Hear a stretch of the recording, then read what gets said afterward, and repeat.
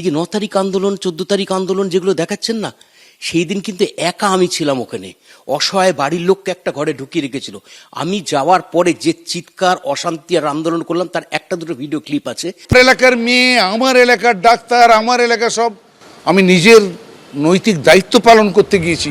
সাহেব বলেছেন আমাদের এই এলাকার যারা কমিশনার এবং প্রাক্তন কমিশনার এবং এমএলএ, এই প্রাক্তন কমিশনার এবং 17 নম্বর ওয়ার্ডের কমিশনার সোমনাথ দে, যাকে আমি ফোন করে ডেকে নিয়েছিলাম, আমার মেয়ের যে মেয়ের সঙ্গে যে ঘটনা ঘটেছে, কী ঘটনা আমি তখন জানতাম না, যে ওরা অভিজ্ঞতা আছে, ওদের ডেকে নিয়ে যাই, কোনো সাহায্য আমি ওদের থেকে পাবো।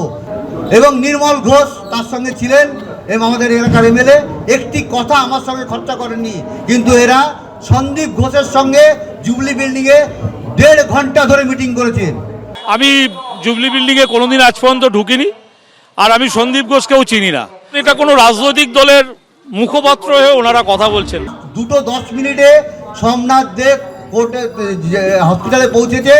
রাত্রি 7টার সময় আমার মেয়ের ডেড বডি গাড়ি নিয়ে ও আমার বাড়িতে ঢুকেছে। এই মধ্যে একটি কথা আমার সঙ্গে বলেনি। এবং নির্মল ঘোষ তার সঙ্গে ছিলেন এবং আমাদের এলাকার এমএলএ, একটি কথা আমার সঙ্গে খরচা করেননি। আরজিকর কাণ্ডে পানিহাটির তৃণমূল বিধায়ক ও তৃণমূল কাউন্সিলরের বিরুদ্ধে ফের চাঞ্চল্যকর অভিযোগ তুলল নিহত চিকিৎসকের পরিবার। 9ই আগস্ট সকালে আরজিকর মেডিকেল কলেজের সেমিনার হল থেকে উদ্ধার হয়েছিল নিহত চিকিৎসকের মৃতদেহ। নিহতের পরিবার প্রথম থেকেই অভিযোগ করে আসছে, ওই দিন রাতে ভিড় সরিয়ে তাড়াহুড়ো করে তাদের মেয়ের মৃতদেহ সেখান থেকে বের করে দেওয়া হয়েছিল।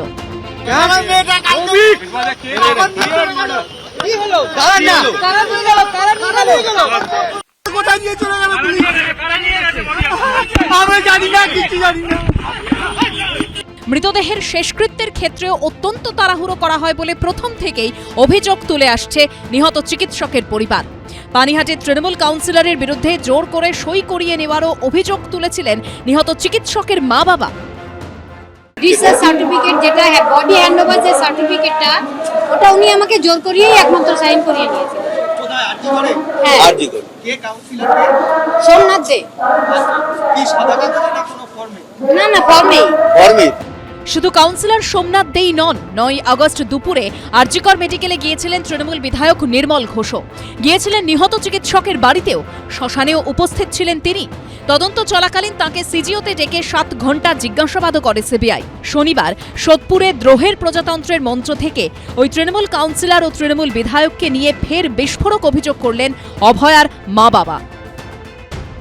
সাহেব বলেছেন আমাদের এই এলাকার যারা কমিশনার এবং প্রাক্তন কমিশনার এবং এমএলএ, এই প্রাক্তন কমিশনার এবং 17 নম্বর ওয়ার্ডের কমিশনার সোমনাথ দে, যাকে আমি ফোন করে ডেকে নিয়েছিলাম, আমার মেয়ের যে মেয়ের সঙ্গে যে ঘটনা ঘটেছে, কী ঘটনা আমি তখন জানতাম না, যে ওরা অভিজ্ঞতা আছে, ওদের ডেকে নিয়ে যাই, কোনো সাহায্য আমি ওদের থেকে পাবো। এবং নির্মল ঘোষ তার সঙ্গে ছিলেন এবং আমাদের এলাকার এমএলএ, একটি কথা আমার সঙ্গে খরচা করেননি, কিন্তু এরা সন্দীপ ঘোষের সঙ্গে জুবলি বিল্ডিংয়ে 1.5 ঘন্টা ধরে মিটিং করেছেন। আমি জুবলি বিল্ডিংয়ে কোনোদিন আজ পর্যন্ত ঢুকিনি, আর আমি সন্দীপ ঘোষকেও চিনি না। এটা কোনো রাজনৈতিক দলের মুখপাত্র হয়ে ওনারা কথা বলছেন। সন্ধ্যের পর মেয়ের মৃতদেহের ময়নাতদন্ত করানোর পিছনেও তৃণমূলের জনপ্রতিনিধিদের হাত রয়েছে বলে সন্দেহ প্রকাশ করছেন নিহত চিকিৎসকের বাবা। সেদিন সন্ধ্যার পরে পোস্টমর্টম হয়েছে, তার পেছনে এদেরও হাত আছে কিনা তা হচ্ছে আমার সন্দেহ হচ্ছে। এবং জজ সাহেব এখানে বলেছেন এটাও একটা ক্রিমিনাল অফেন্স, এরাও তথ্য প্রমাণ লোপাটের সঙ্গে যুক্ত, কেন এদের বিরুদ্ধে ব্যবস্থা নেওয়া হবে না? এই নিয়ে প্রতিক্রিয়া চাওয়া হলে এদিন পানিহাটির তৃণমূল বিধায়ক নির্মল ঘোষ বলেন, এ বিষয়ে কোনো মন্তব্য নেই। আমরা চাই দোষীরা সর্বোচ্চ শাস্তি পাক। তবে তার বিরুদ্ধে ওঠা সব অভিযোগ আগেই উড়িয়ে দিয়েছেন পানিহাটির তৃণমূল বিধায়ক। আমার এলাকার মেয়ে, আমার এলাকার ডাক্তার, আমার এলাকা সব আমি নিজের নৈতিক দায়িত্ব পালন করতে গিয়েছি। এদিকে অভয়ার পরিবার অভিযোগের আঙুল তুলেছে নিহত চিকিৎসকের প্রতিবেশী ও প্রাক্তন কাউন্সিলর সঞ্জীব মুখোপাধ্যায়ের দিকেও। দেহ উদ্ধারের দিন নির্যাতিতার পরিবারের সঙ্গে তিনিও হাসপাতালে গিয়েছিলেন। সেমিনার হলে মৃতদেহ দেখা ছাড়াও শেষকৃত্যের আগে শ্মশানের নথিতে সই করেন এই সঞ্জীব মুখোপাধ্যায়। তার বিরুদ্ধেও বিস্ফোরক অভিযোগ করেছেন নিহতের বাবা। যখন রাত্রি 9:30টার সময় আমার মেয়ের ডেড বডি যখন আমার ঘরে ছিল, তখন ডিসি নর্থ আমাকে যখন টাকা দিতে নিয়ে এসেছিল এবং সঞ্জীব মুখার্জি নিজে ডিসি নর্থকে ঘরে নিয়ে এসেছিল টাকা দেওয়ার জন্য। অভয়ের পরিবারের সন্দেহের তীর যখন সঞ্জীব মুখোপাধ্যায়ের দিকেও, তখন একটি ভিডিও দেখিয়ে তার বিরুদ্ধে ওঠা অভিযোগ পুরোপুরি অস্বীকার করেছেন সঞ্জীব মুখোপাধ্যায়।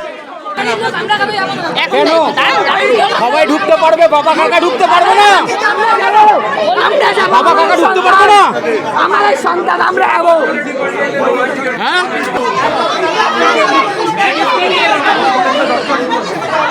এই যে 9 তারিখ আন্দোলন, 14 তারিখ আন্দোলন যেগুলো দেখাচ্ছেন না, সেই দিন কিন্তু একা আমি ছিলাম ওখানে।